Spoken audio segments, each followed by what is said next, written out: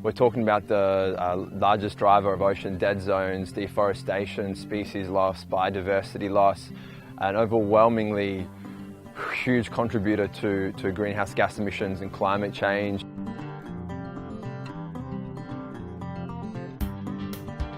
Australia is currently in the grips of the worst drought in recorded history, with 60% of Queensland and 100% of New South Wales currently being drought declared. Whilst much of the focus has been on the impact of drought on graziers, leading scientists around the world believe that cattle farming may be a major contributor to the drought which is crippling the animal agriculture industry. My name is Scott Wallace. I am an environmental scientist, educator and activist. The collective animal agriculture industry, to put it simply, is an absolute ecological disaster. The impacts of animal ag, but in particular the farming of cattle and that form of livestock, is having a profound effect on the environment. For almost a decade now, the United Nations have been urging global consumers to move towards a meat and dairy-free diet. So, what's their beef with cattle farming? Here in Queensland in particular, between 2015 and 2016, we've seen some unprecedented rates of land clearing. We had 395,000 hectares of land cleared in that 1 year.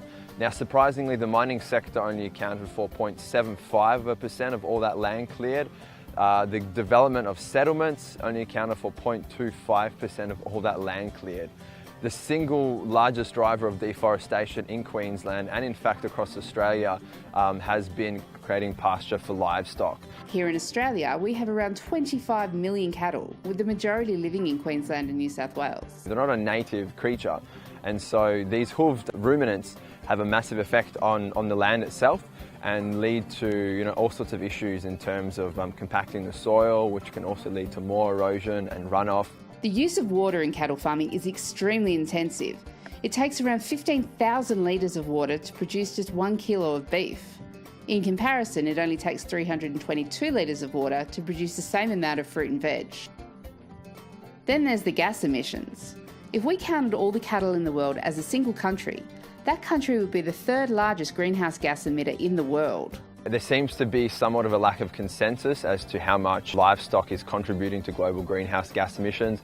There are some conservative estimates from the United Nations Food and Agricultural Organization, and they've stated that around 18% of global greenhouse gas emissions can be attributed to livestock. And there's estimates as high as 51% from a group called World Watch Institute. Methane is one of the main greenhouse gases that are coming from the rearing of livestock.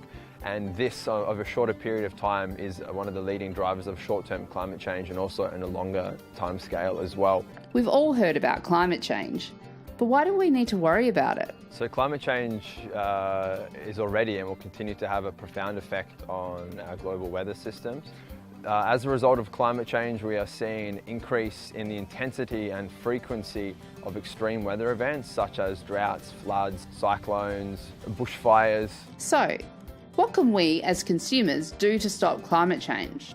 So the public can definitely have an effect on climate change. It's been the cumulative effect of our individual actions and industry and our consumption that has been driving climate change. So we, as the people, as a collective, have the power to have a positive effect in this area. We'd be naive to think that we can address climate change without addressing our diets. The quickest, cheapest, most effective way for someone to minimise their climate footprint and general environmental ecological footprint is to adopt a plant-based vegan diet. Everyone needs to eat. So is it time we start rethinking the long-term sustainability of what or who we are eating? Ultimately, it's going to come back around to bite us if we don't change our ways quick, smart.